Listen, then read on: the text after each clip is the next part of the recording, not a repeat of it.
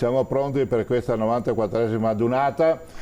programmata in tutti i suoi dettagli, nei minimi particolari, e ci mettiamo in viaggio, anzi qualcuno è già in viaggio, io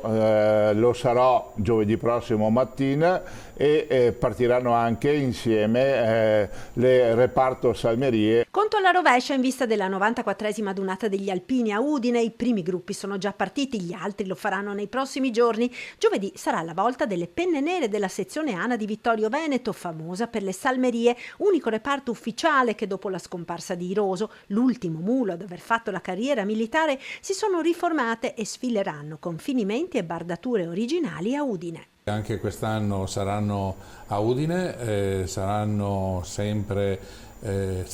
sempre in fondo alla nostra sezione, facendo bella figura e dando soddisfazione. Il viaggio verso Udine degli Alpini di Vittorio Veneto sarà contrassegnato dalla volontà di trasmettere ai giovani i valori degli alpini. Noi siamo orgogliosi di questo nostro reparto, che tra l'altro, ecco, sia nei finimenti che nell'abbigliamento eccetera è storico, perché porta proprio il materiale originario, e ci proponiamo anche, per tramandare questa tradizione, le gesta eroiche